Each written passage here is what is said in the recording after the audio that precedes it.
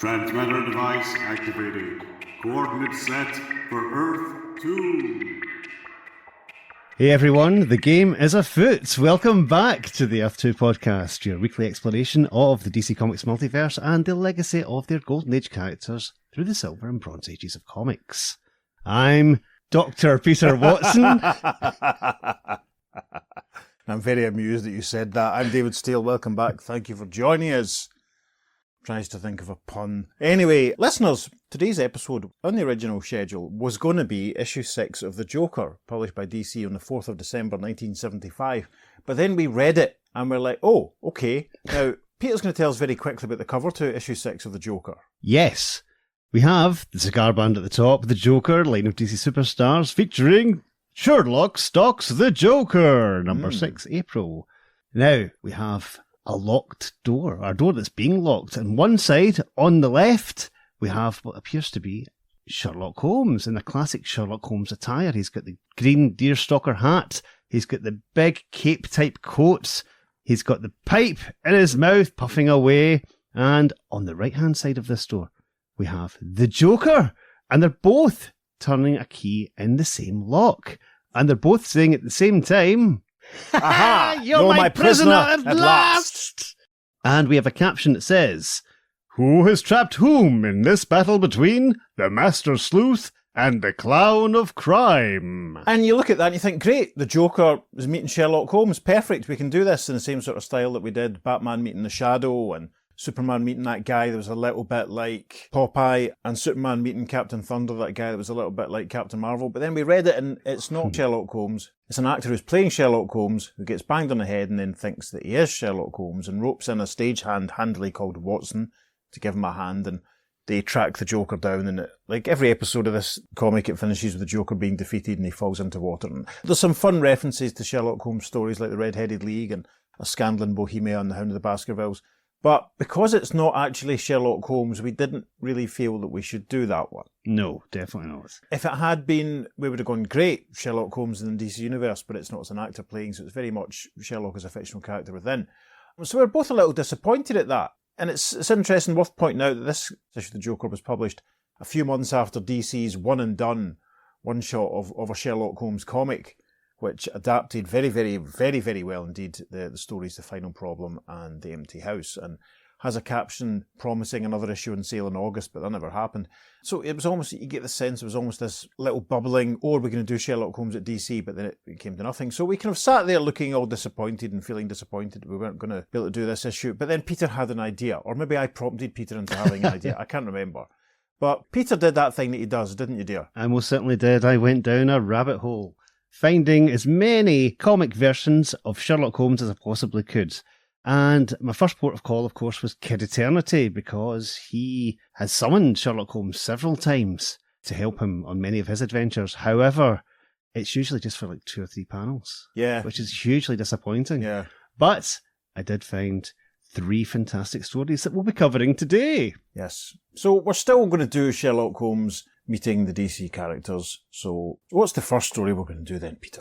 We're jumping all the way back to 1942 for Captain Marvel Jr. issue 2. Yes, issue 2, published on the 18th of November 1942. Quite a straightforward, ordinary cover, but I suppose Peter had better tell us about it. Yes, with a lightning bolt crashing through the Captain Marvel Jr. logo at the top. On the left, we have Captain Marvel Jr. On the right, we have Freddie Freeman, who appears to be wearing lipstick and eyeshadow. Interesting. And there's a banner that says, Captain Marvel Jr. meets Captain Nippon, which is not the story that we're covering today. No, the story we are reading is further back in the issue. If you have your copy of Captain Marvel Jr. issue 2 to hand, flick towards the back of the publication. We start off with a Captain Marvel Jr. logo, and a very interesting opening image, which is a sort of V shape, V for victory, I suppose, and detailed through this we can see some boats at sea in the foreground. It looks like Freddy sat at a desk having thoughts and imagining Captain Marvel Jr. punching out Captain Nazi. And then there's a circular inset panel which shows a very familiar looking figure wearing a deerstalker and a cape and smoking a pipe. Who could that be? And as you'd expect from a comic published in 1942, it all kicks off with a caption. What is this black market? Well, In a nutshell, the black market is a furtive band of underground traders who buy essential foods and materials intended for England and sell them to England's enemies. And hiding behind them is the vilest villain of them all, his monstrous mind busy spawning schemes of inconceivable evil, Captain Nazi. But matched against him are all the brains and brawn of mighty Captain Marvel Jr., who fights shoulder to shoulder with a weird phantom from the past in a titanic battle to destroy the Black Markets. And I'm immediately stunned by the next narrative caption, which reads, London, and a crippled newsboy shouts an extra, and none dream that he is the dynamic crime destroyer, Captain Marvel Jr. Freddy's in London? Gets about a bit, doesn't he? Gasp! How did that happen? Maybe this is him on his way to the events of All-Star Squad in issues 36 and 37. Could be. We have no evidence it isn't. It's a while since I've read that, but I'm sure they're in London at one point in that, aren't they?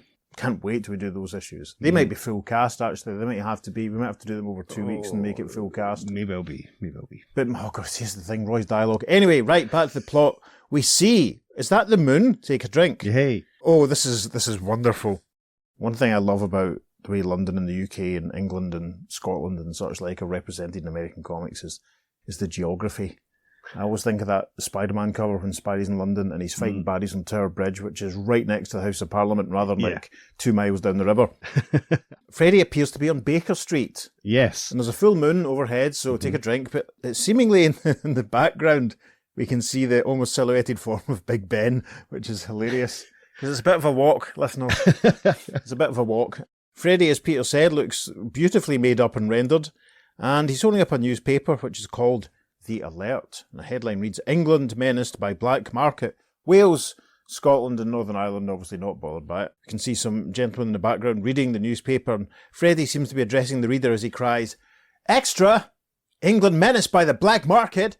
Echoing the headline perfectly. You then see him mooching along. The full moon's still there. We can still see the tall clock tower in the background as Freddy is saying, Well, ho-hum, the papers are all sold. Everybody's gone home to bed, so I may as well do the same. Look! As the limping lad turns away, furtive fingers clutching a greasy rag reach nearer.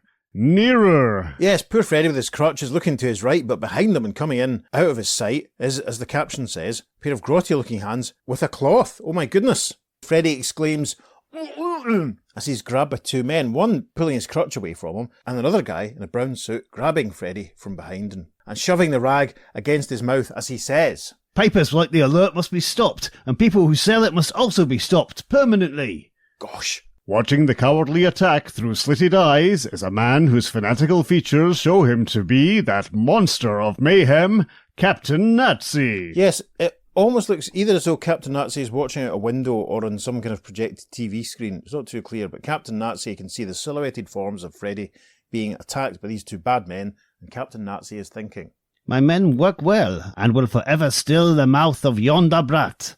No more will he call upon his cursed friend, Captain Marvel Jr. And back outside, one of the goons' suit is inexplicably changed into a blue colour, but he's still pulling the cloth over Freddy's face, and the guy in the green suit has lifted up a caution. He's saying, Death to the enemies of Germany! But just then, the unexpected happens. And we see that there's a window very low in the wall of the building they're standing next to with bars over it, so maybe it's a cellar or some sort of thing. And the hand has reached out with a cane, and it's looped around the foot of the guy in the green suit who's about to cosh Freddy and pulled him off balance. And now, ooh, the guy in the green suit says as he falls over.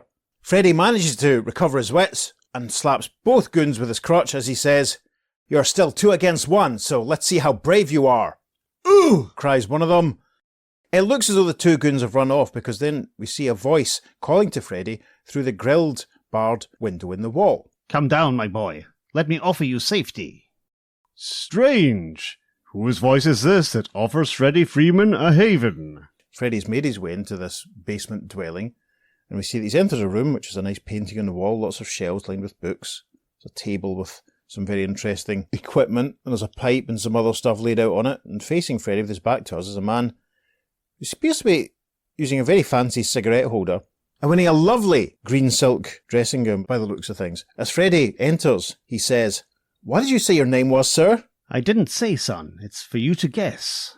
And, I deduce by the strong set of your jaw that you're more than you seem. Freddy takes a seat in a nice big comfy looking checked green armchair as he thinks, odd, I'm sure I've seen him before.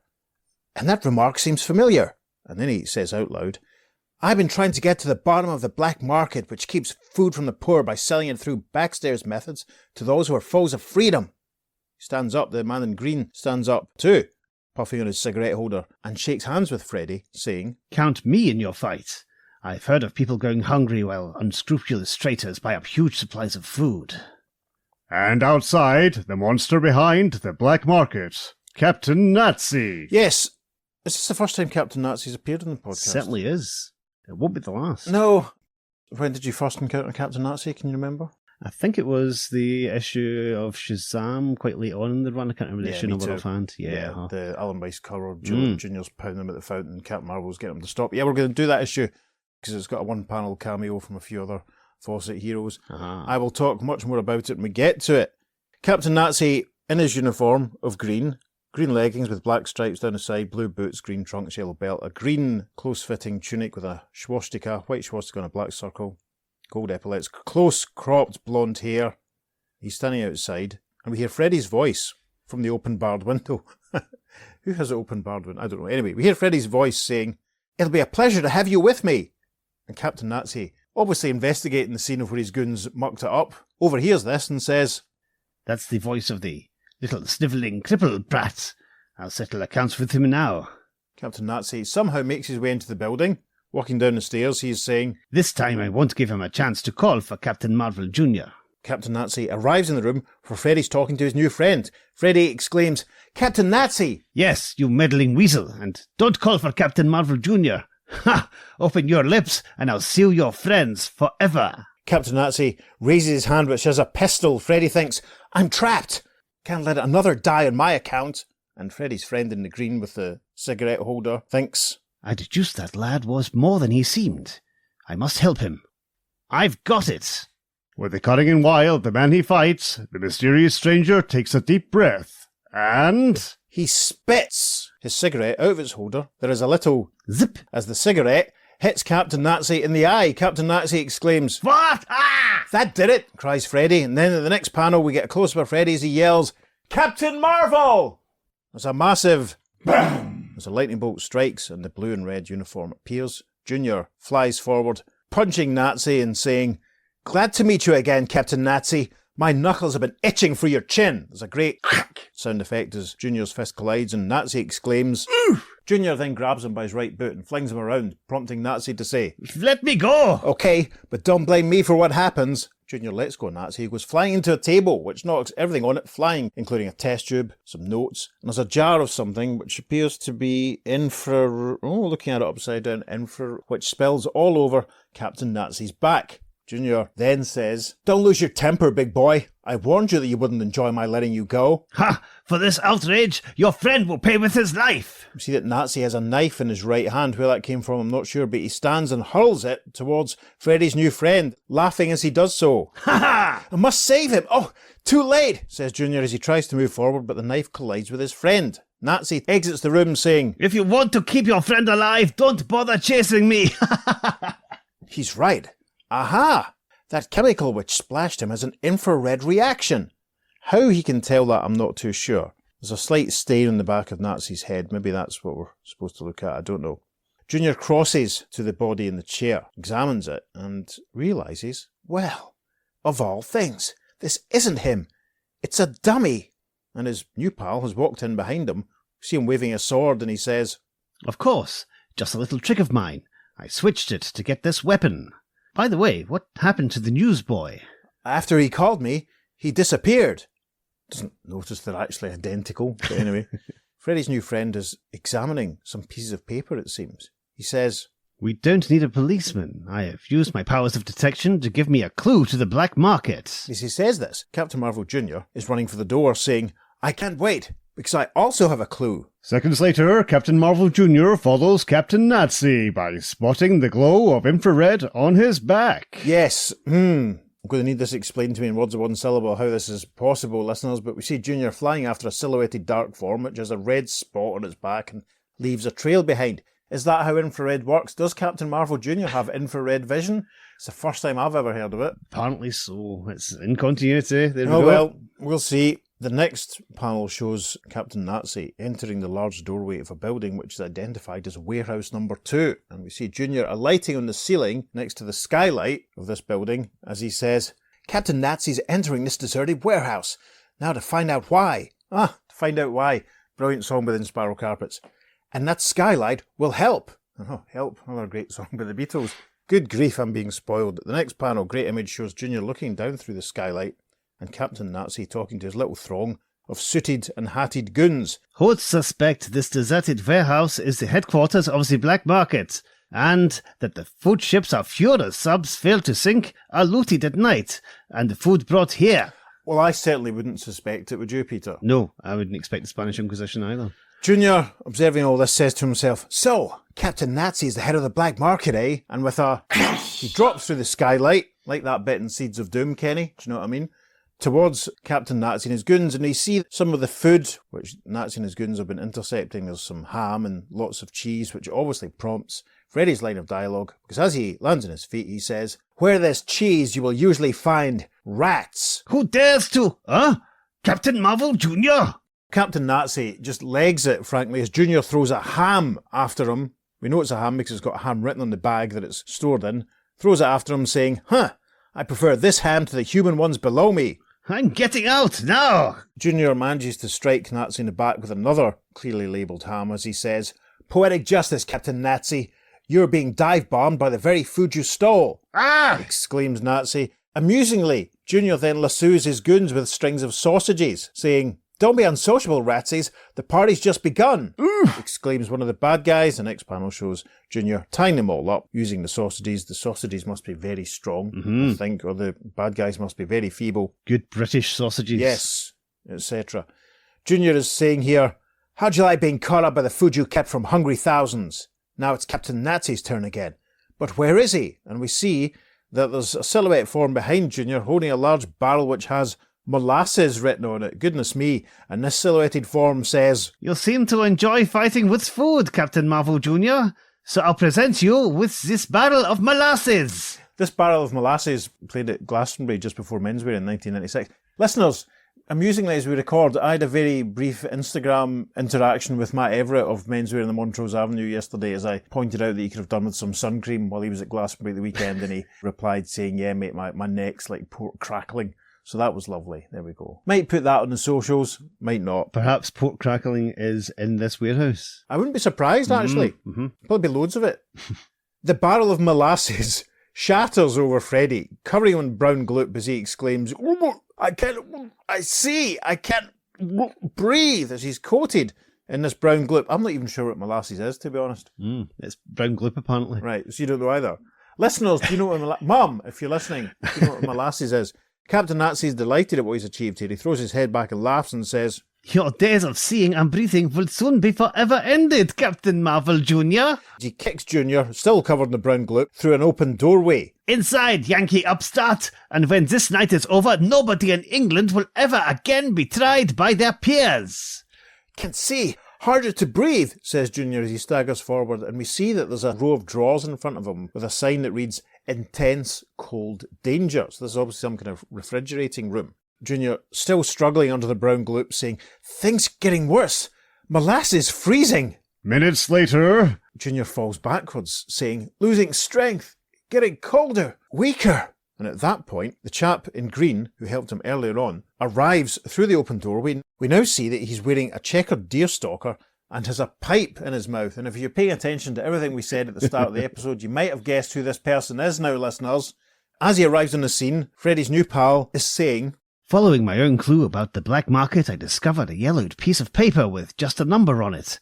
Research showed it came from an old outdated telephone book and led me here. As he enters the room, as we say, and this brown glooped covered mass walks towards him saying, a friend in need is a friend indeed, even if you don't know his name. Don't worry, I'll have this gooey stuff off you in a moment.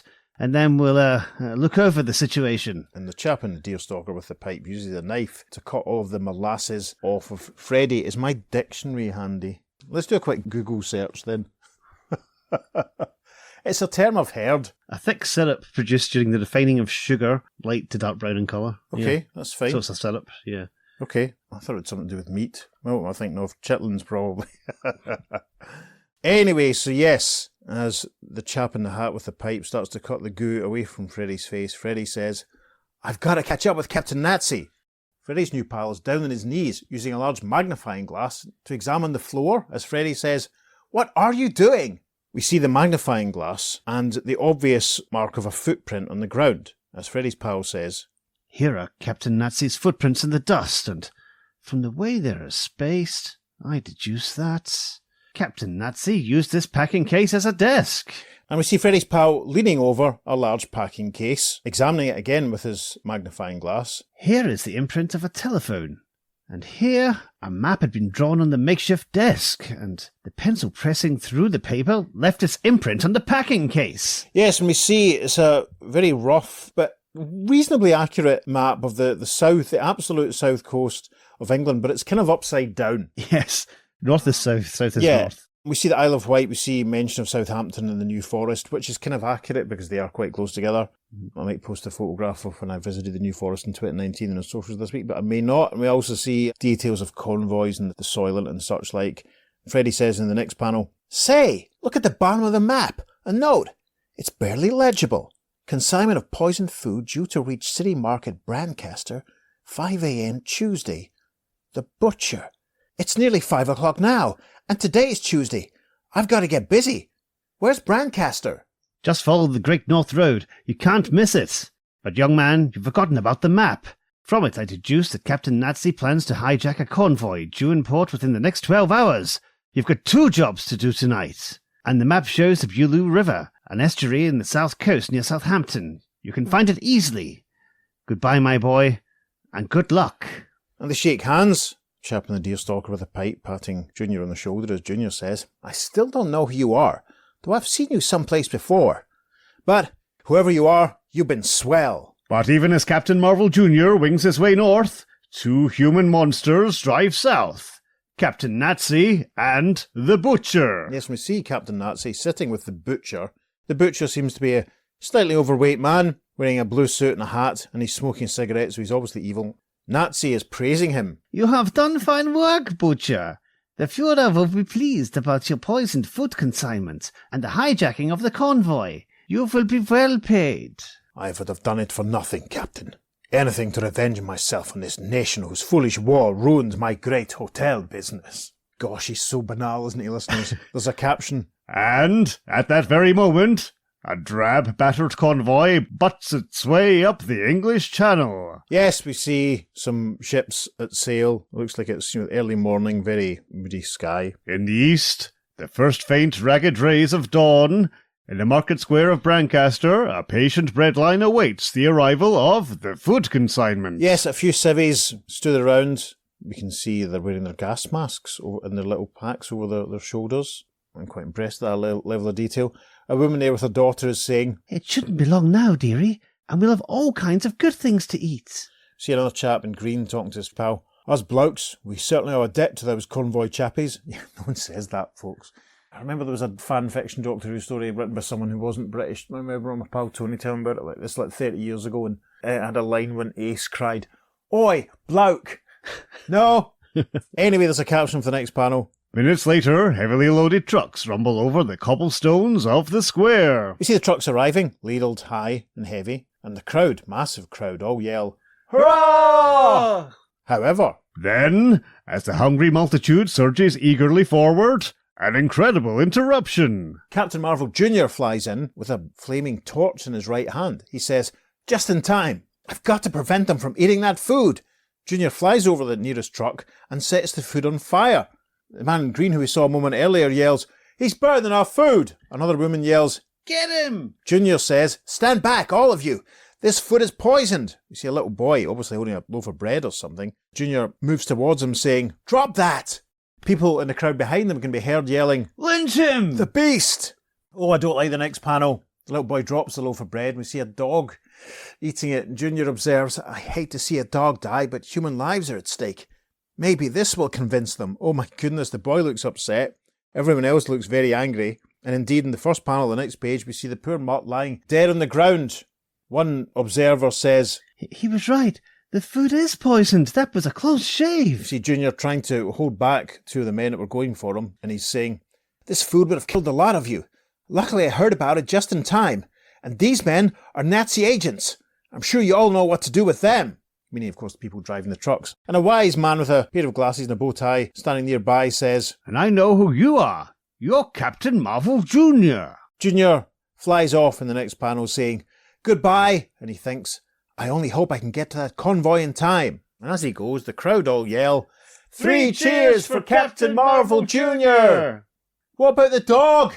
Anyway, a slow dissolve in a caption. But even as Captain Marvel Jr. skims southward, on the lonely shore of the Bully River, We see Nazi and the butcher standing with some suited goons behind them and what looks like a lighthouse on the cliff in front of them. Nazi is patting the butcher on the back and he says, An excellent scheme of yours, Butcher. Excellent. These lights will lure the convoy into this shallow river mouth instead of Southampton water. We can't fail. Thank you, Captain. And we have another triumph upon which to congratulate ourselves. Even now, the people of Brancaster are dying a horrible death. and on the bridge of the destroyer guarding the convoy. Yes, we see a couple of uniformed officers, one using a pair of binoculars to look towards the shore, and we can see the signal lights that Captain Nazi and his pals have set up. And the chap with the binoculars says, There we are, sir. Those lights must be the entrance to Southampton Water. We're home, says the senior officer. But then, as they move in towards the lights, they realise, We're going on the rocks. Reverse the engines. yes, lots of sharp rocks poking up from the water, and the boat's about to collide with them. Then, We see Junior flying in and down, saying, This is the place. Good thing I memorised that map, and holy smoke, that destroyer, it's going on those rocks. I've got to save them, and I'm going to save them. Junior flies down towards the bow of the ship, and the first panel on the next page we see him lifting the destroyer clear from the rocks. Impressive. witnessing the Titanic struggle, the convoy turns from its doom in the nick of time. That was close. Junior struggles with the weight of the heavy vessel, saying, I have to make it. Straining his every muscle, the boy wonder pushes the destroyer out of danger. There, says Junior as he rights the boat. Back in the water, starts to manoeuvre its way back out, and someone calls from the ship. Thank you, Captain Marvel Jr. Junior waves, saying, I've won the first round, but I've still got to clear out Captain Nazi and that butcher fellow. And speak of the devils, Junior leaps over the rocks to find them both with some goons, saying, Captain Nazi and the butcher, I've been wanting to meet you two for a long time. Let him have it, men. Says Nazi, and then his goons set about Junior. We can see one, it looks as though the butcher's got an axe in his hand. Goodness me. As Junior starts to engage in fisticuffs with the bad guys, he's saying, Saving that destroyer weakened me more than I thought. Then, a sudden thudding reprieve of crashing rocks. This is stretching credibility, isn't it, listeners? Lots of boulders start falling down, striking the butcher and the other goons. The butcher exclaims, Ugh! One of the other goons says, Ow! And Junior observes, Great Scott, that sure was a lucky landslide. It was, wasn't it, Peter? Certainly, yes. In the background, we see Captain Nazi, big cowardly cutlass that he is, legging it, saying, I'm getting out of here. And then we also see that maybe it wasn't a landslide after all, because Freddy's pal in the deerstalker with a pipe is watching from close by, and he's holding a rock in his hand, and he says, Glad I haven't lost my old cricketing skill. Here goes for another wicket. Man in deerstalker throws a few more rocks at the goons. We see Freddy knocking out the last of them, saying, Maybe you're tired of rocks, so here are a couple of fists to break the monotony. He looks around. Say, where's Captain Nazi? Top of the next page, we see Junior flying after Nazi, who's trying to escape across the seafront. We see bushes and reeds and rocks. And as Junior soars down towards him, he says, I'm coming for you, Captain Nazi, and this time you won't escape.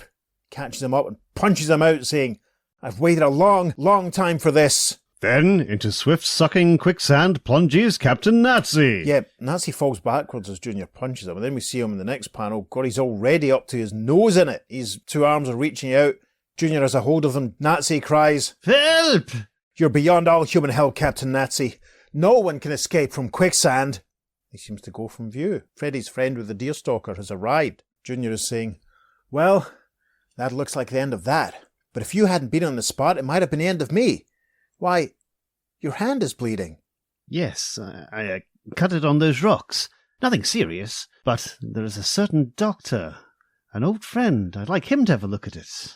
And then a caption rounds out this panel, draws our attention to something. But they fail to notice the reed thrusting up from the spot where Nazi sank. Yes, we can see there's a slight disturbance in the surface of the pool or the pond or whatever it was, and one reed sticking straight up into the air. Does that mean Nazi escaped? Interesting. Captain Nazi will return. In. There's a slow dissolve, and we see Junior and his pal standing outside, obviously a building that's suffered a little bit. It looks like one of the walls has been half panned in. There's a shutter hanging off the window, and there's a sign on the door that reads, "Is that Dr. Watson, MD?" Junior thinks to himself, now I know who he is, but that's impossible. And as his friend enters, a caption reads, Who is this stranger who enters this bomb-blasted building? Is he the ghost of a great detective? No one will ever know. There's a caption for the next panel. Freddie Freeman writes in his diary. Yes, and Freddie's diary's enormous. Or maybe it's just the perspective of we're supposed to be looking over his shoulder, and we can see him writing away, and it reads, Dear Diary, today I was helped in my fight for freedom by a hero out of the past, who fought with me to defeat Captain Nazi, this time for good. And then he adds in brackets, I hope.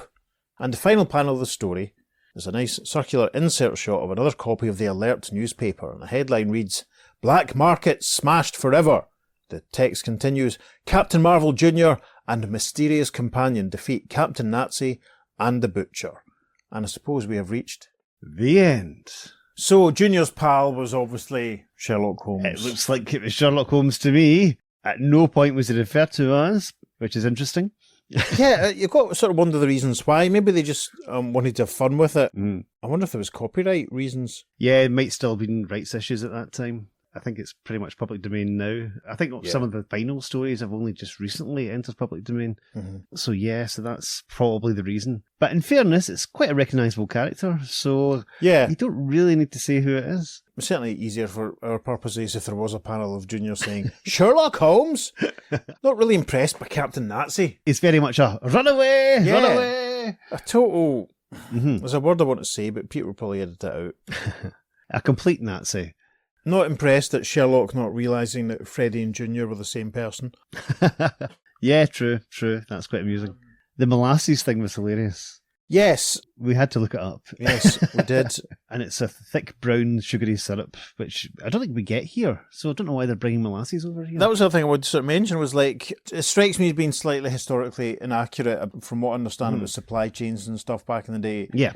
I don't know if boats would turn up and drop off stuff just to go straight to one town. No. We would have had the docks and all that sort of stuff. I've really, really hated the dog dying. That was horrendous. Yeah. I suppose he had to prove to them that the food was poisoned. I'm trying to think. I can't really think of any echoes of any real specific Sherlock stories in this. Apart from the dummy, of course, because Holmes, of course, used Yes. a dummy that he put in his window That's right. to foil assassination attempts. Forgot about the dummy. That was quite good. I liked that bit. I did like that bit.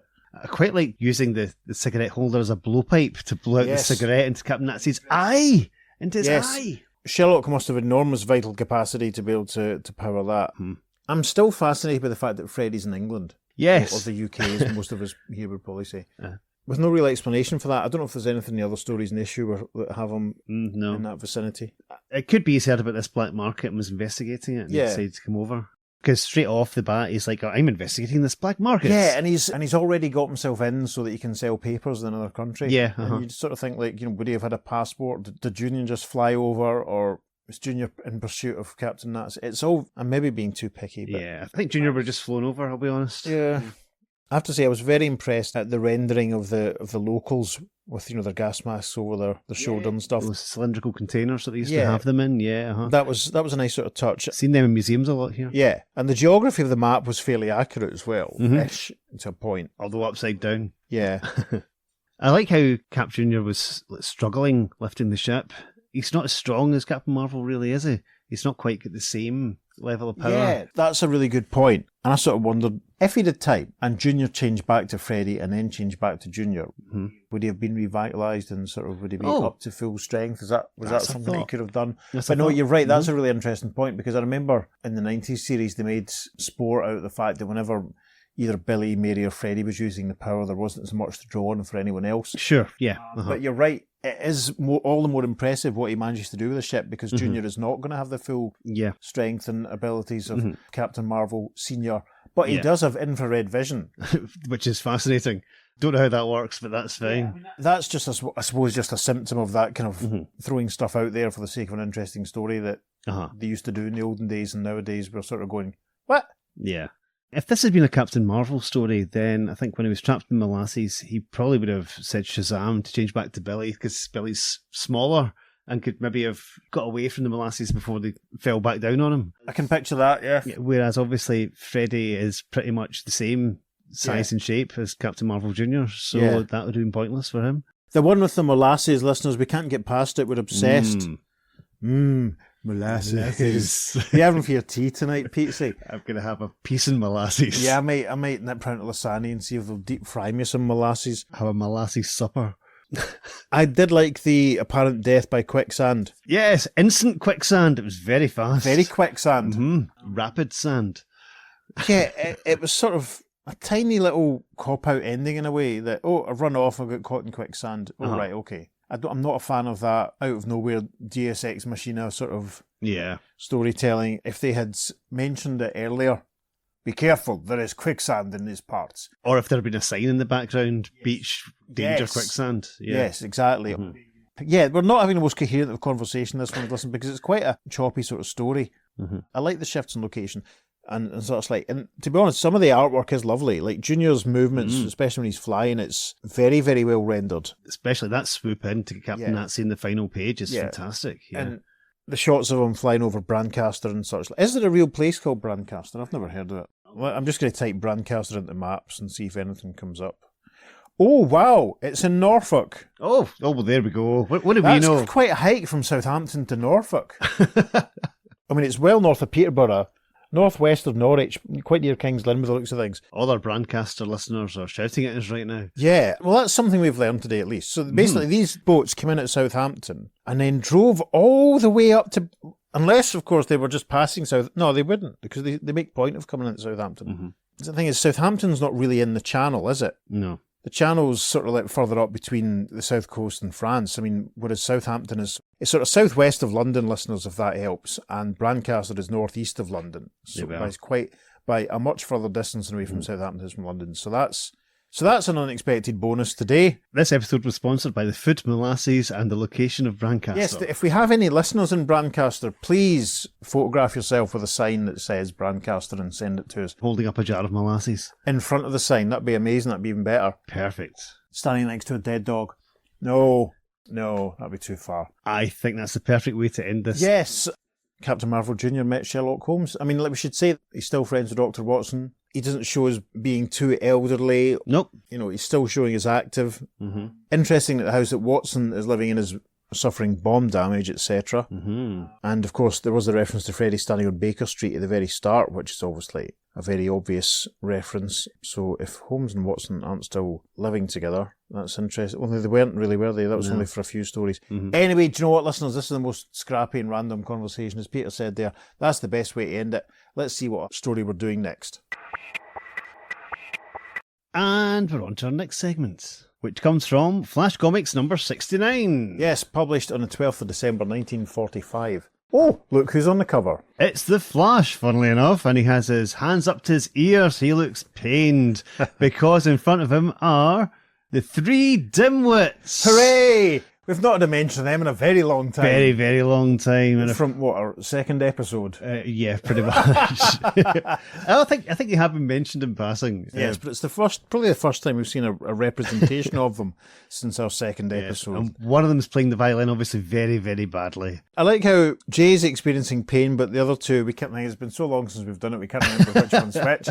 The other two seem to be enjoying it. Well, we have to see if we can do that story somehow. Winky, Blinky and Noddy. That's the ones, yes. So, if we're not doing the Jay Garrick cover story, Peter, who are we meeting in this adventure? We're meeting Hawkman. Interesting. This is good because we haven't done too many Hawkman stories on the show, so this will be fun. So we kick off with an opening image by Joe Kubert, nonetheless, which shows Hawkman in the middle of a massive fire, and it seems to me like there's some toys lying around in front. There's a little doll, and there's a little train set, sort of cuddly bear. Looks like a Hawkman action figure. Wow. Is that a McFarlane or a Superpowers or a DC Direct Hawkman action figure? Well, in this area, it's even before the Migos, let's be honest. Shall we set fire to one of my Hawkman action figures to recreate this image?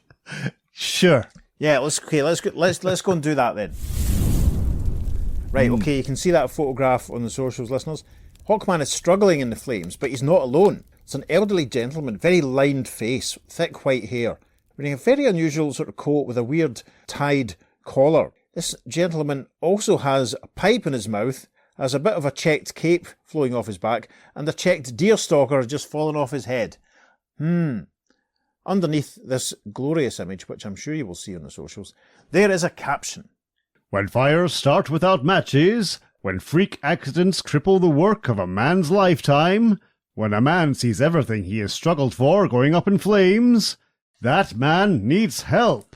Into this baffling maze of mystery plummet two oddly contrasting figures, the pinioned Hawkman and an old man who prefers to be nameless. Why? The answer lies in the Flaming Curse. Some hours after midnight, a fierce fire rages in the west wing of the Unity Toy Works. Yes, we can see a large factory building. Smoke, flames everywhere. There's an elderly gentleman. Looks like he's grasping his chest in pain. He's yelling, "That's the last straw. I can't fight any more. The curse is still working." There's a policeman there with a large hat, making a note, who says, "Don't worry, Mr. Unity. We'll find the ones that started this." "It's hopeless. I know. I've always feared fires. I don't even allow matches in my factory. No fire could have started in there." There's a slow dissolve. The following morning, at the office of the Commissioner of Police... Yes, we see Mr. Unity. He's a bit tidier here. Swept back, white hair, thick moustache, wearing a blue suit. Commissioner of Police looks quite young, actually, for my eyes. He's too young to be Commissioner of Police. And also standing and also smoking a pipe is the blonde, smart-suited Carter Hall. The Commissioner of Police is introducing Carter to Mr. Unity, saying, "Carter Hall is a research scientist, Unity. I have great confidence in him, if there are any clues." "You don't understand, gentlemen. When I say no fire could start, no fire could start. Smoking is absolutely forbidden in a factory. Every workman is searched thoroughly before entering the factory for matches or anything that could start a blaze. No combustibles are allowed, no flint on which to strike a stone." Carter looks thoughtful, takes his pipe from his mouth, taps on his hand and says, It does sound impossible at that. Unity runs a hand through his hair, saying, "You bet it's impossible. We are fighting a hopeless case against a curse. The curse of the Unities." He sits down, lights a cigarette. "Back in the 18th century, an ancestor of mine went to Cuba. There he became embroiled with a family named the Mirachis. One of those Mirachis was a great trickster. Mirachis could walk on red-hot coals to impress the natives. They thought him a deity." And we get a nice little sequence of rippled flashback panels for the next little while, as we see Mirachis, who's a white man wearing a green turban. He has a black beard. He's wearing this mental, long, green loincloth. And we see him dancing across the flames as, yes, I'm afraid the natives are stereotypically rendered and they're celebrating and enjoying the evening in the background. And as he dances, he says, "Fire obeys me. I am the master of the greatest power. Fire!" And in the next panel, Mr. Unity's Fancy Dan ancestor turns up. He's wearing a long red coat with green pockets and a green collar and green hat with a black band. He's wearing green trousers. He's a black cummerbund with a pistol tucked into it. And he says, "Ho ho, faker. Anyone can do that stunt. Ha ha." "Do it then, boaster. Do it or die." Mr. Unity's narration continues. "Certain types of stones are placed at intervals. They don't get hot easily." And we see Mr. Unity's ancestor dancing merrily along, saying, "I've done it, Mirachis, you faker." Mr. Unity continues. "Jabez Unity never thought the natives would become so worked up. The idea was shattered. They came for Mirachis one night." And we see Mirachis exclaiming, "No, no, let me go. Stop, stop." The natives have gone from, listeners. He's lassoed round the neck, he's lassoed round the torso. They're pulling him forwards as one of the natives says, "White man not master of fire. We try him out on coals we make." Oh gosh, I don't like the sound of that. We return to the present day. Mr. Unity still sat in the chair, still smoking his cigarette. Carter still smoking in the background. Don't smoke, kids. Unity is saying, "They bound him to the corals. He died cursing Jabez Unity and his descendants. The curse of fire." Carter looks thoughtful. A fascinating tale, but there's no such thing as a curse, and I'll undertake to prove it. That night, Carter Hawkman Hall begins his search into the impossible burning of the Unity Toy Works and the strange curse of fire. Yes, we see Hawkman in full kit examining the burnt-out building, and he's saying, Not a single clue, not one shred of evidence. While his master hunts for clues, Big Red the Hawk hunts for food. "Take a drink, listeners, because there's a full moon and we see Big Red flying along and he's above a small house, a small construction, which we can see musical notes drifting past. And Big Red thinks to himself, 'I hear strange noises come from that man cave.' Flies closer, looks in the window. 'Queer old man makes curious sounds. Better tell Hawkman of this.' Because we see the silhouetted form of a gentleman playing the violin, smoking a pipe. We don't see this person because they're very moodily lit. There's just one lamp throwing them into deep shadow. Big Red returns to Hawkman saying, "Reet, reet, reet." All right, Big Red, I'll go. I really hadn't time to bother looking at old musicians when I'm on a case, but you're so insistent. At the hideaway cabin, the Flying Fury's whole being freezes with amazement as he beholds the old musician. Yes, we see Hawkman looking in the window at the still shaded and almost silhouetted form of the fiddler. Haha. Or the violinist in this case, and Hawkman exclaims, Incredible! It couldn't be the same man, and yet there's no denying that unmistakable face, that figure, the violin, the pipes. It is he! And there's a nice, healthy, slow dissolve. The following day, Carter Hall looking nappy as heck, with a nice yellow overcoat and a nice black hat with a mustard band, still smoking a pipe, listeners don't smoke, approaches this house, which we see is a little run down. There's a tree stump with an axe in it. You can see a barrel, obviously catching rainwater off the gutters. And as Carter walks up to this place, he's saying, I can accidentally find this cabin by pretending to be lost after having wrecked my car. And since Hawkman is not officially concerned with the Unity fire, and Carter Hall is... Carter has presumably knocked on the door, for it is answered by a white-haired, very rotund man in a brown suit. Carter introduces himself. I'm Carter Hall. My car broke down in the canyon, and... Hall, eh? Come in. And Carter's led in to the still silhouetted figure of the man with the pipe, and he says, Pardon me for staring, sir, but aren't you a certain famous old gentleman? Quite so, Mr. Hall. I am in retirement. I trust my secret is safe with you.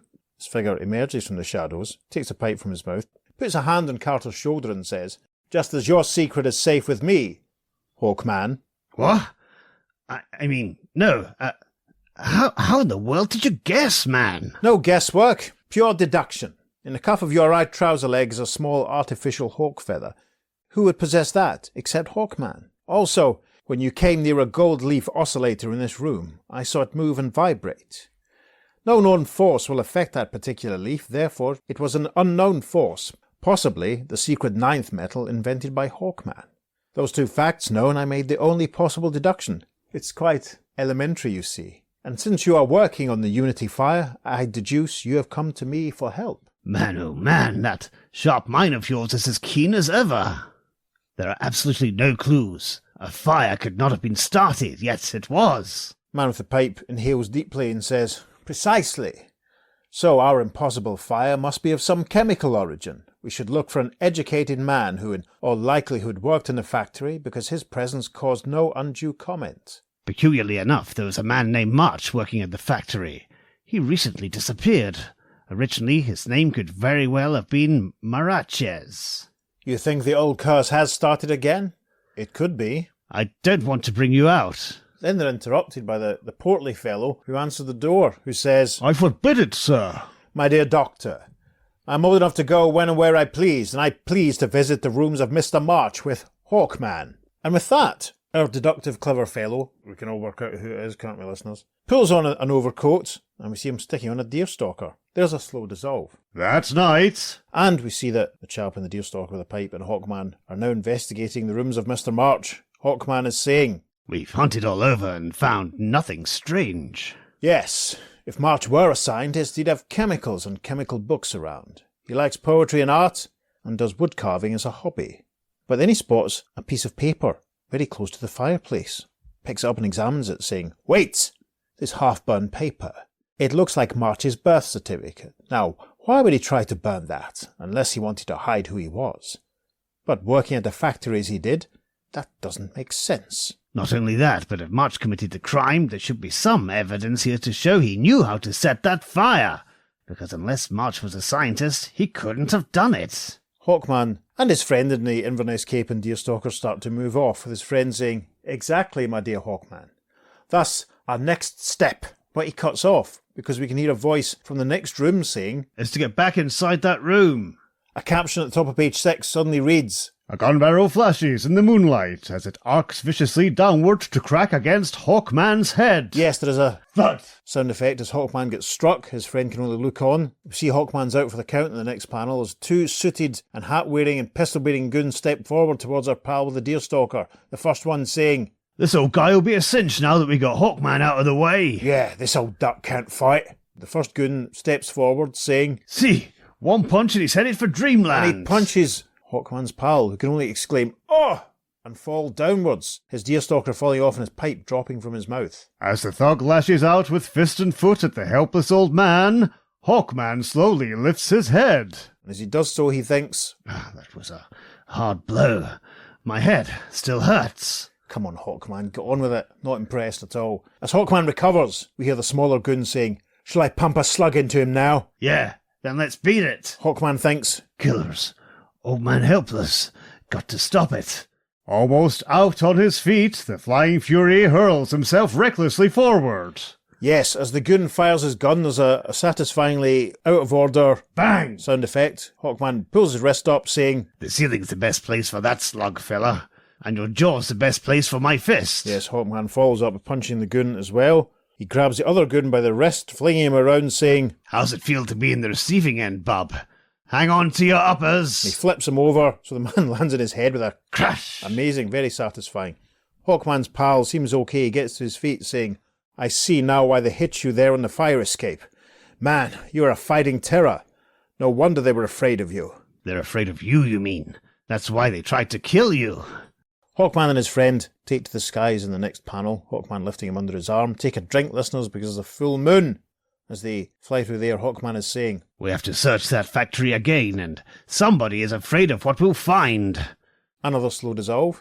In the office of Unity Toys, We see Hawkman examining a very large ledger. Unity Toys is losing money.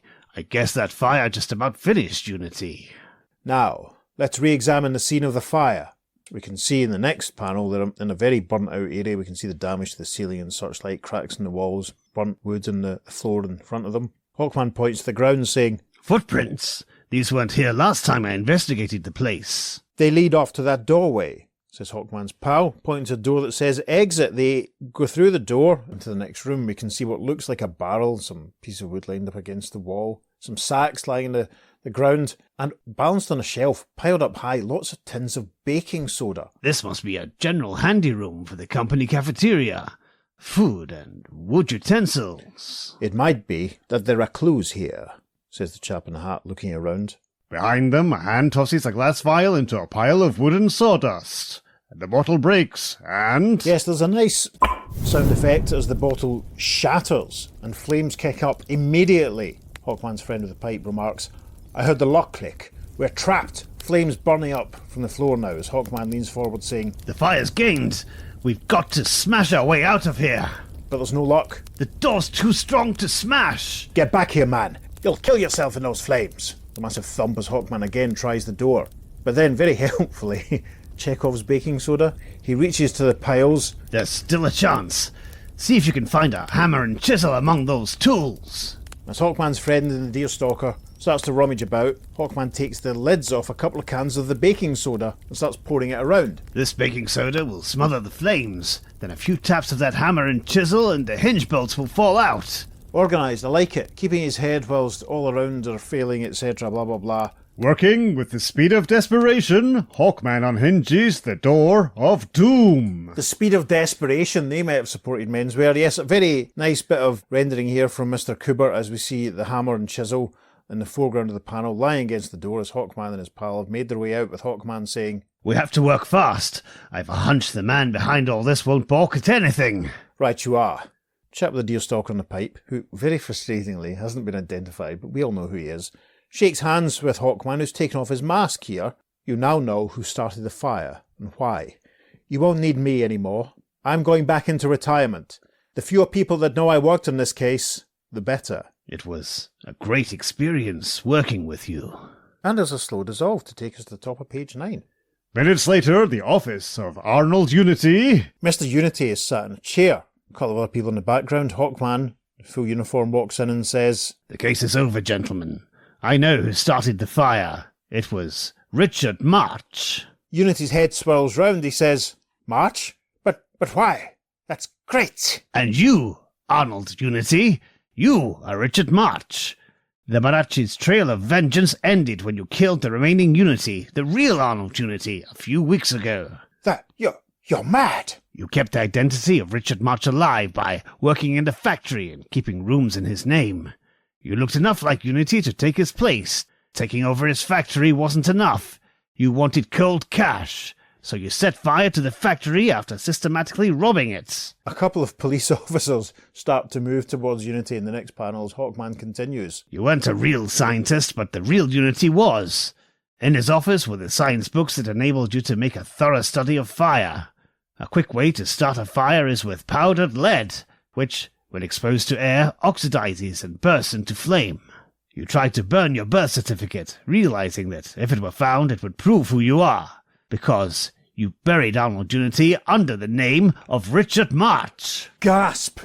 Unity, for it's not he, puts his head in his hands. In the next panel, he's led off by 2 police officers.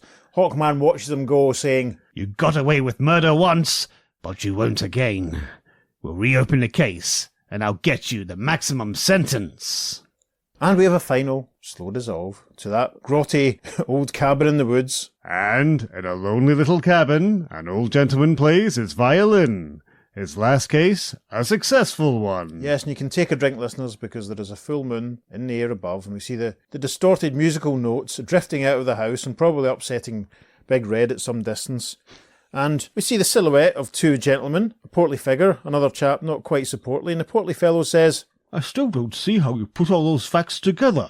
"Elementary, my dear doctor." And a closing caption reads, Fly into high adventure with Hawkman in every issue of Flash Comics. Well, that was fun. I mean, some of the storytelling was a little impenetrable at points, but I really, this is, 1945, I really liked what Kubert was doing at this point. You can really see the influence that he would have on people like Alex Toth, a bit later on. You can really see that in a lot of this. Very nicely rendered, even if that opening splash image was a bit of a misnomer. I wonder if they did make Hawkman toys in this toy factory. That'd be hilarious. Anyway, right. Big Red. We're going to talk about Big Red, because that is a character we've not seen before. Hawkman's pet hawk. Yeah, I mean, as I've said in the past, I'm not the biggest fan of Hawkman. I haven't read an awful lot of stuff to feature him, etc., so I'm not really aware of Big Red as a character. It's basically the same kind of dynamic as the Falcon and Red Wing. Sure. So yeah, Okay. and obviously Hawkman can speak to birds Yes. and understand what they're saying. Yes. Certainly in this period anyway. So it's something that kind of comes and goes in the Silver Age as well. Uh-huh. They sort of forget that's something you can do, but that was great fun. And just Big Red saying, "Hey, there's strange noises here. I'll tell Hawkman about this." Yes. That's hilarious. I kind of almost want to read a full story from Big Red's point of view. Yeah. Maybe where he teams up with Black Lightning, the horse, and Dave Clark's monkey pal, whose name I've forgotten. On Topo, Aquaman's octopus pal. Yeah, it's like, it could be the Golden Age Justice League of Animals or something. There we are. And I was impressed at Big Red using the phrase man cave. Yes. Is that the first mention of man caves in the podcast? Sadly, probably, yes. No, I liked this. I liked Mr. Unity having sort of speech at the start, and telling all that stuff to Hawkman. That very much casts Hawkman in the Sherlock Holmes sort of role, because in a lot of stories, someone will turn up and give him a whole sort of spiel, and you'll get a story and mild flashback. So that was quite a nice touch. That felt quite authentic. And once again, unfortunately, they don't come right out and say that it's definitely... We know it's Sherlock Holmes. It's implied it's Sherlock Holmes. It would have been quite nice if they'd actually just come out and said it. But again, maybe there were copyright issues. I don't know. Having, the deerstalker and the pipe, and of course, he didn't have the deerstalker in the old stories. I believe that was something that a stage actor gave to it, or maybe it was the pipe that the stage actor gave at some point in the 1920s.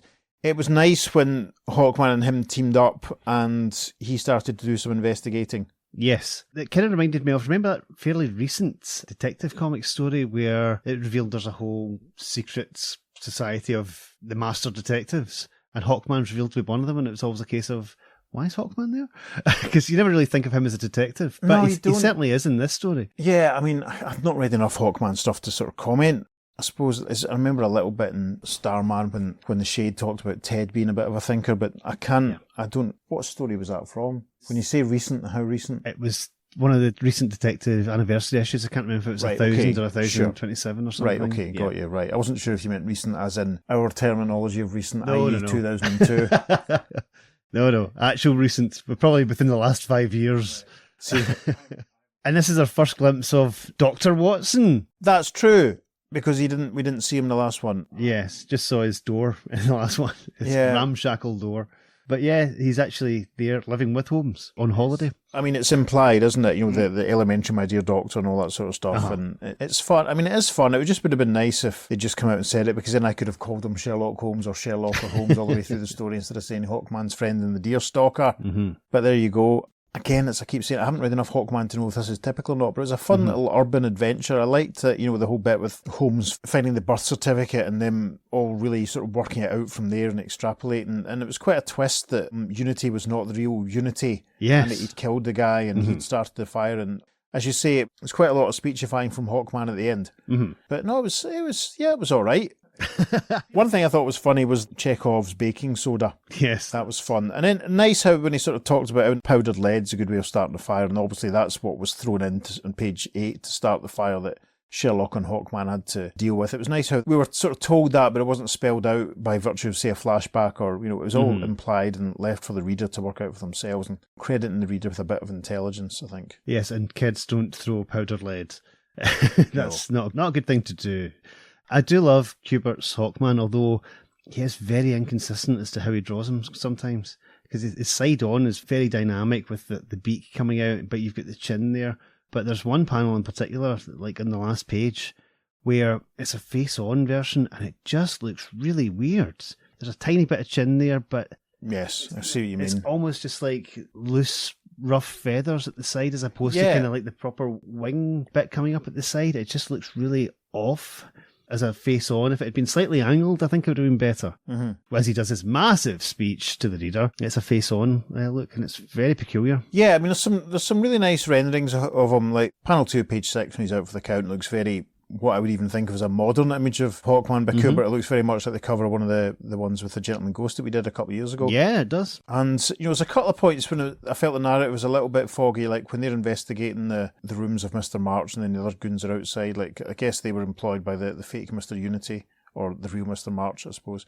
As someone who's not a big Hawkman fan, I did enjoy it a little more than I expected to do it. It would have been nicer, I think, if maybe Holmes had been there at the end to share the explanations with him. But at the same time, that final panel of page 8, when they sort of shake hands and say, right, cheerio, it's all up to you. I did like that, the fact that Holmes doesn't want to steal the spotlight or anything. He's quite happy to let Hawkman do it all himself. And the fact that Carter is unmasked, because obviously Holmes said straight away he knows his identity, and it's like he feels comfortable talking to him in his Hawkman costume with his mask at his side.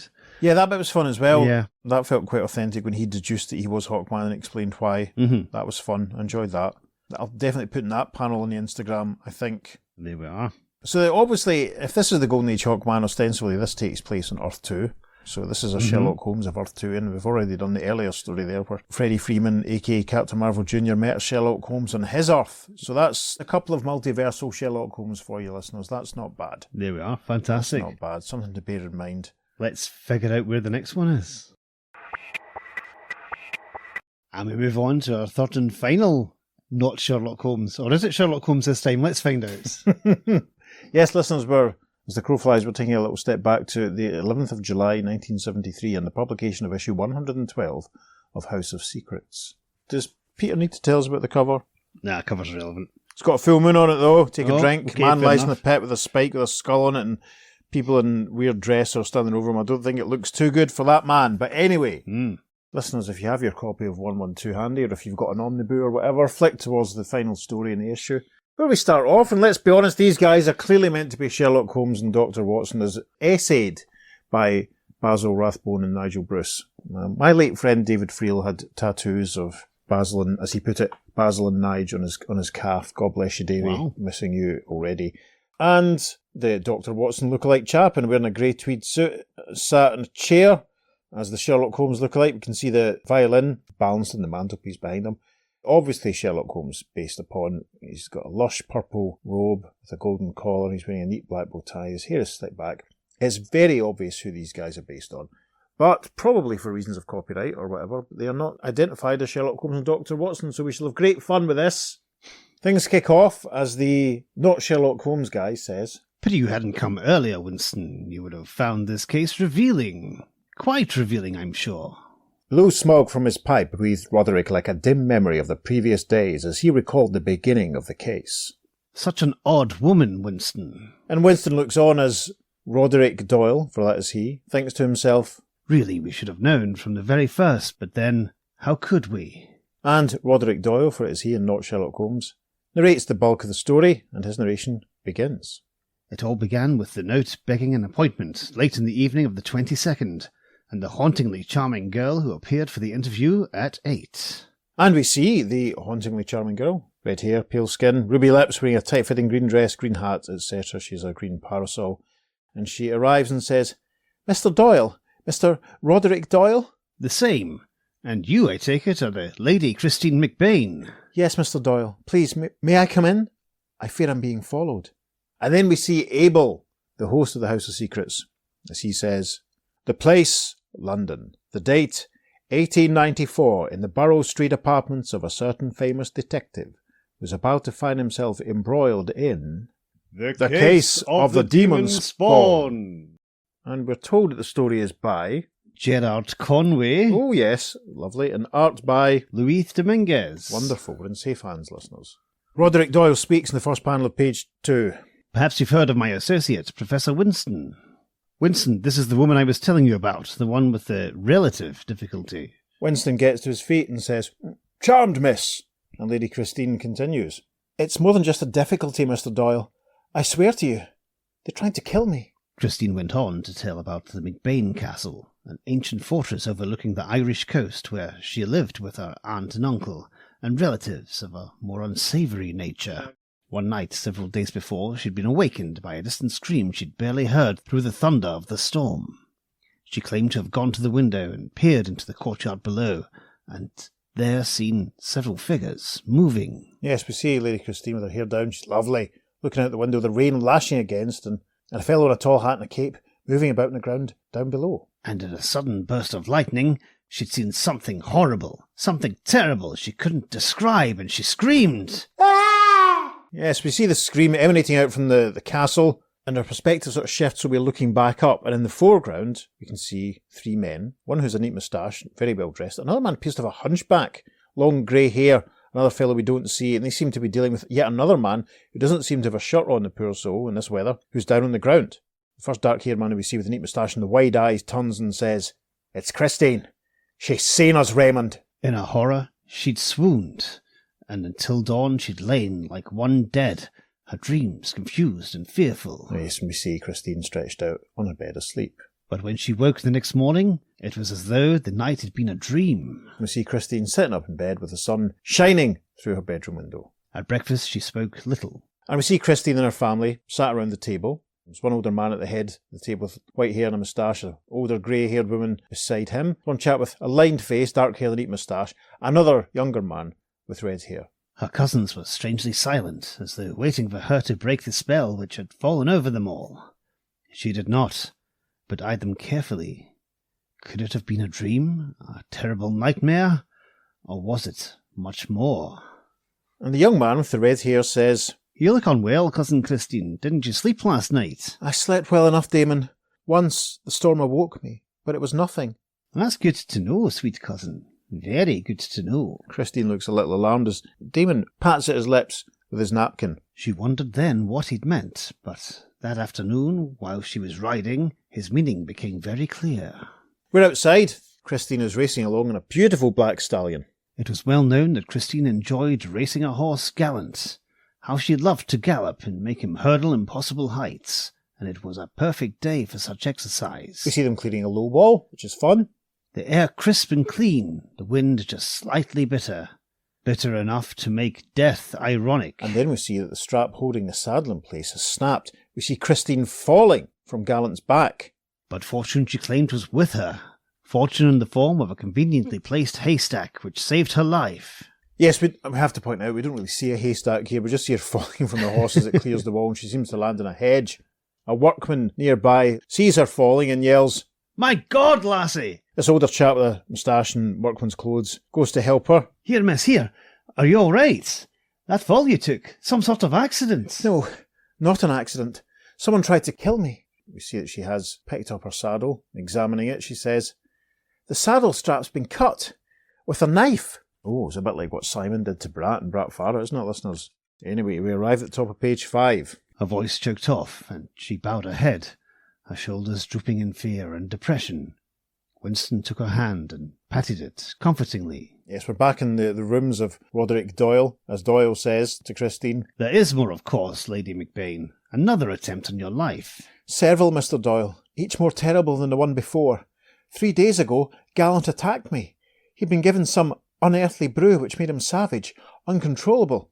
I barely escaped, and poor Gallant died." Yet that was not her worst experience. No, for she told how she'd wakened 2 evenings before to find her bed on fire, the room ablaze. Yes, that's what we see. Christine waking in panic, flames and smoke filling the room. Coughing and choking on the acrid smoke, it was all she could do to wrench the door open. Yes, we see her bursting out. A couple of the other relatives nearby. The elderly woman yells, "Dear heaven!" Blindly she ran into the corridor, beyond her aunt and uncle, already hurrying to the sound of her cries. Her uncle's quick action saved her life. Yes, because it looks as though her nightclothes are actually on fire and he's managed to whip them off just in time. Within the day, she was on the coach to London, her decision to gain my help already firm. Again, we're back in the present in Roderick Doyle's room, as Christine says.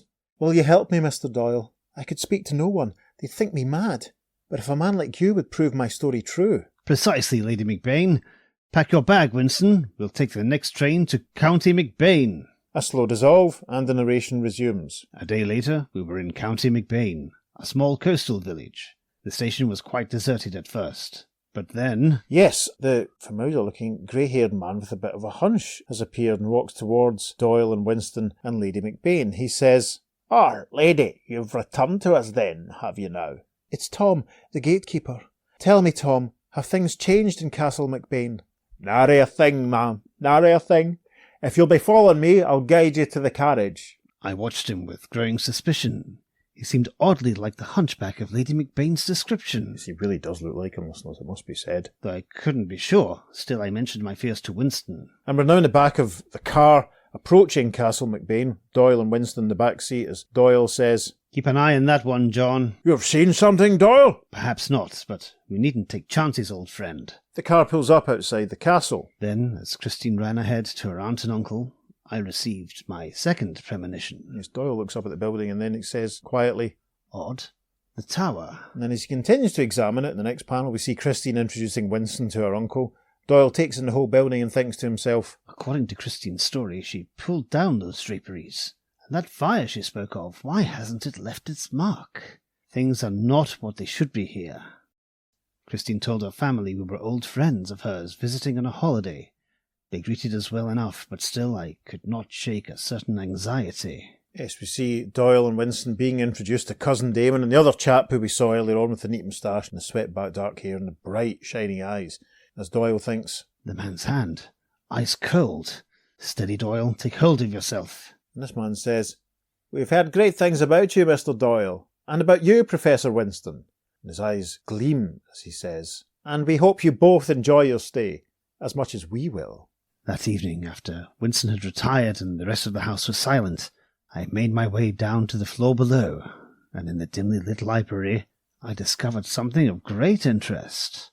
Yes, nice panels of Doyle finding his way around and then down a little flight of stairs into the library. And we get a nice shot of him looking at a bookshelf, some very interesting titles. He thinks to himself, Winston's Foolish Memoirs, my most celebrated adventures. And we see that there are books called The Wound of the Dresservilts by Professor John Winston, Study in Crimson by Professor John Winston, and Mark of the Five by Professor John Winston.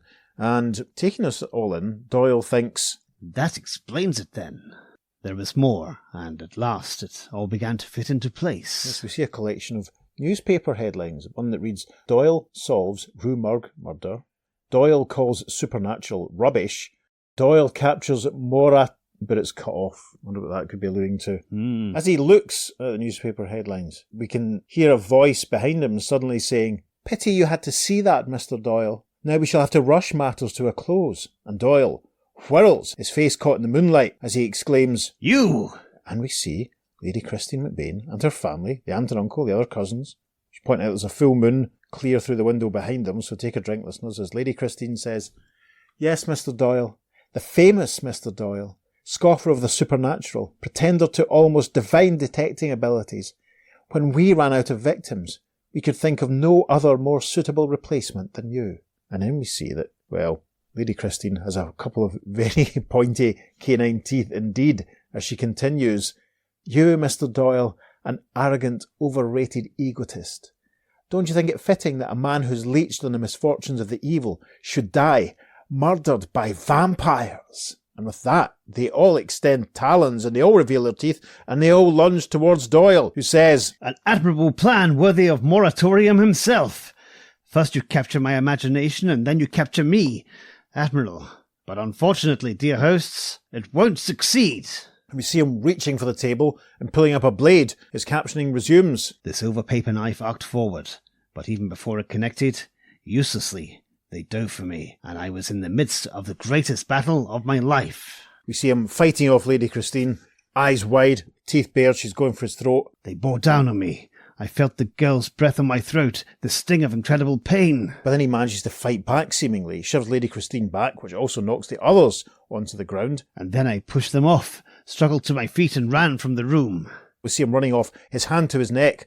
Barricading Winston's door, I shook him awake, and together we climbed from the tower, somehow made it into the town, and away. Yes, we can see him rousing Winston. He's placed a dresser in front of the door to stop them getting in. In the next panel, as he says, they got away, he sees a couple of folk that look very much like Basil Rathbone and Nigel Bruce running away from the castle. We can see bats in the sky behind them and also that full moon, so take a drink as his narration resumes. They followed us to the train, and for reasons I did not then comprehend, they did not molest us. Yet, now that I understand, I can see the certain irony in the lack of action. The next panel at the top of page 10 shows a nice shot of a train travelling through the night in winter. We returned to London an hour or two before dawn. I believe it was then that I began to worry about Winston, and about other things. Next panel, they're arriving back at their rooms as Winston says, Doyle, good Lord, man, horrible, terrible thing. You say they tried to kill you? Precisely, Winston. Beastly things. Excuse me while I wash up, will you, old man? Certainly, Doyle. Ugh. Thinking about it gives me the chills. All of it a plot, eh? But you said the woman managed to... Silly of me to think that, isn't it? For a moment, I almost wondered. Yes, Winston? You wondered what? Winston turned suddenly, and his eyes widened as he looked past me, and saw the bathroom mirror.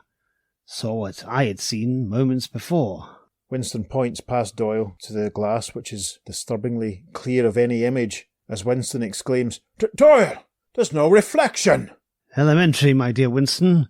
Vampires never cast reflections. And with that, we see the sharp canine teeth protruding from Doyle's mouth as Winston screams, No! The memory faded as the pipe went out.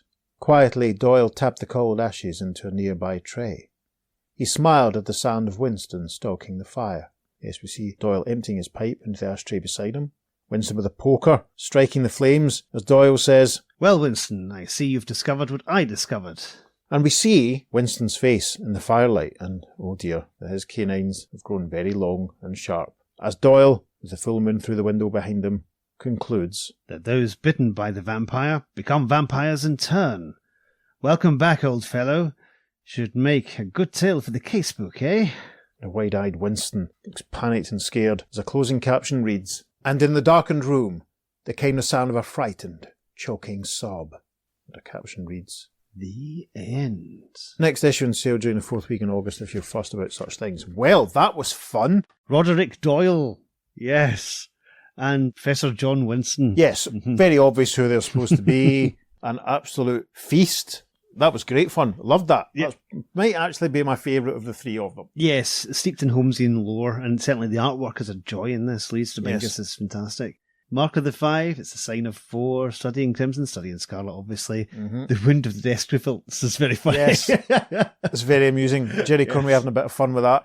Is there not a story called The Sussex Vampire, or is that one that was done after the event, or is that an episode of the Jeremy Brett? Who was your first Sherlock Holmes that you encountered, Peter? First one was Basil Rathbone. They used to show them in like 6 o'clock on BBC Two. Yeah. Back when I was a boy, and that's when you saw them first as Yeah, well. absolutely. Used to watch them out in Johnson with Granny and Grandpa Bain. Didn't start reading the stories till I was well into my 20s. Oh, really? Interestingly enough. Okay. And I'm not a fan of the Jeremy Brett series. I have Really? to say, yeah, right about the time I started Wow. reading the stories, I've got a few of the VHSs and I just found them, I found it all a little too, it's kind of hard to articulate why, but they never really clicked with me. Some good episodes in them, like The Final Problem was good, and they getting an older guy to play Dr. Watson to kind of, suggest the passage of time was very effective when they came back. But no, they left me a little cold. I found them a bit sterile, I think is a good way of putting it. Gasp! I am stunned. Absolutely stunned. So, There you go. Jeremy Brett's my favourite Sherlock Holmes. Mine is Basil, followed closely by Peter Cushing, obviously. I even enjoyed, from what I remember of it, Tom Baker and Hound of the Baskervilles. Remember my aforementioned Granny and Grandpa Bain enjoying him very much too. This was obviously a bit of a love letter in a way. It's obviously the sort of thing that House of Secrets would do, isn't it? Or House of Mystery would do. They do a Sherlock Holmes pastiche. Because it's the whole Victorian Edwardian setting. I mean, like Roderick's, I should say, his study has got things like, flintlocks in the wall, busts of people and things like that. It just looks so of that time, of that era, with the big drapes around the doorways and things like that. It's wonderful. It's what my living room aspires to be. Yes. Apart from all the comics. And there's certainly a big gothic tinge to this as well. The way Lady Christine's like in her gown at the window, with the storm raging outside. The castle setting and all that sort of stuff. As you said, the artwork is gorgeous. That's really the best thing about it, I think. And all the faces and everyone are so individual, and they all look like they're harbouring secrets. Cousin Damon's sinister face is wonderful. I mean, those 2 panels at the bottom of page 3 are phenomenal, where he's kind of like, he's got the head down, but his eyes are up. Yes. You look unwell, Cousin Christine. With the patting of the napkin in the mouth, it's just so sinister. It's wonderful. Yeah, there's that real sense that they know what's going on and they know something that she doesn't, and that they've got plans that she doesn't know of yet. Yeah. Very, very effective. I have to say, on sort of first sort of skim in advance, I didn't see the twist coming. I was very surprised. That, Really? No, it's honestly, it's not how you think it's going to play out at the start. Anyway, Sure. Obviously, once he gets bitten, you sort of think, "Uh-oh." But no, it's as Holmes' pastiches go, it's very, very good. Yes. Like I said, the Joker story has a few mentions to some of the short stories as well, so it was interesting that this sort of did the same sort of thing. Any literate sort of person who's aware of Sherlock Holmes, or even the basics, is going to get the jokes, the book titles and stuff. Of course. And what was Moriarty called? A moratorium. Yeah. That's right. Yeah. Quite amusing, I like that. Interestingly, I use the term loosely, of course, I've got an issue, I can't remember which one it is, but I've got the French reprint of this story, which, amusingly, the publication that it's in, and I'll stick it in the socials so everyone can see, reuses the Walt Simonson cover of the Sherlock Holmes issue 1 from a few months earlier, in 1975. Cool? Yeah, and overall, it can remind me of, what's he called? The kind of Sherlock Holmes analogue that James Robinson put in Starman. Was it Hamilton Drew? Yes. That's what he was called. I think Ross is a way to go before he, quite a way to go before he gets to the issues when he comes back. Actually, he'd called him Roderick Doyle. Oh, that would have been amazing. that would have been terrific. Roderick Doyle Jr. Yeah, that would have been... That's certainly something James Robinson would do. Yes. Yeah.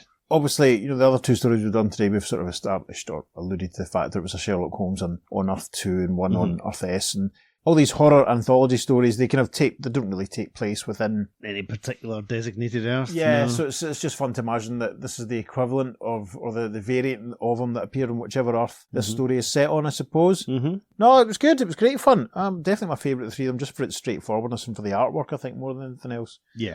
It's been very interesting doing all these, because I always remember getting that issue of Detective Comics, the one that came out in about, is it issue 572, which has Elongated Man and Batman and Sherlock Holmes all sort of Sure. meeting up towards the end and sort of thinking, that's great.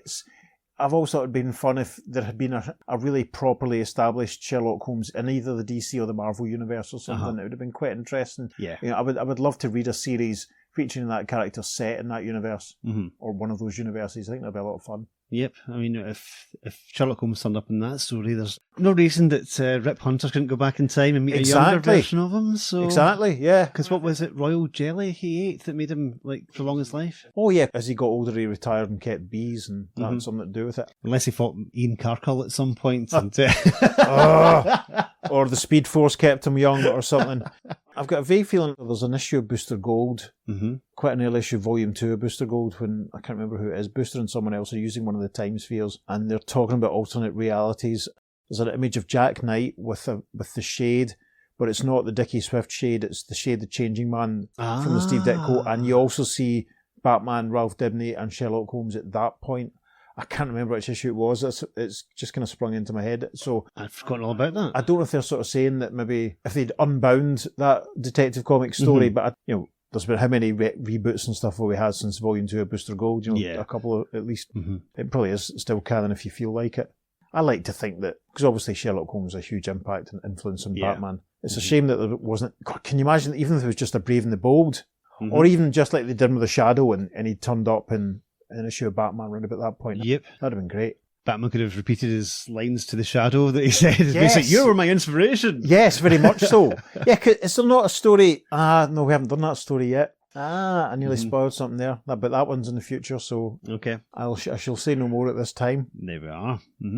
So, yes, listeners, this has been a surprise, kind of unplanned, with lots of editing, because we're really out of practice. We haven't recorded much at all recently. Portmanteau episode, which we hope you've enjoyed. Yes. Normal service will resume next time. Yes, not the Sherlock Holmes. Listeners, who's your favourite Sherlock Holmes? Was it one of these guys? Why don't you write to us and let us know? You can email us at theearth2podcast@gmail.com. If you say Robert Downey Jr., you're wrong. No one's wrong. People are allowed to have their opinions. The Downey Jr. films are great fun. They're appalling. No, I think they're great. I loved them. Good grief. Right, we'll have this discussion off air. Hey man, listen. No one's going to die or be endangered because you and I have different opinions on films. It's allowed. There's no harm. I can accept that you didn't like them. I'm not going to get annoyed that you didn't. I can understand why you didn't like them, but that's fine. I'm a big fan of Downey Jr. and Jude Law, so I had a great time with them. But anyway. Yeah, I like them. However, anyway, on Facebook, Instagram, and Blue Sky, we're at the Earth 2 Podcast, and on Twitter, we're at podcast_Earth2, and it's the number 2 for all of our socials. It certainly is, listeners. If you're enjoying what we're doing, please consider going to wherever it is you receive your podcasts and giving us a positive review. Told such things are good for us, and spread the word, tell your pals. That'd be fun too. And if you're feeling super generous, you'd go to our coffee page and buy Peter the price of a beverage as he edits out all of my swearing from the Captain Marvel Jr. story. So it's time for us to get our hats and coats. Yes! Come on, Watson. The game is afoot. And we'll see you next week on the Earth 2 Podcast. Transmatter cube activated. Return coordinates set for Earth Prime. I would have done it for nothing, Captain. Anything to revenge myself on this nation whose foolish war ruined my great hotel business. Evil Basil Fawlty. Sorry, I'll do that again without trying with it. Yes, we see a collection of newspaper headlines. One that reads, Doyle solves... What? Doyle so... One that reads, Doyle saw... One that reads, Doyle solves Rue Morgue murder.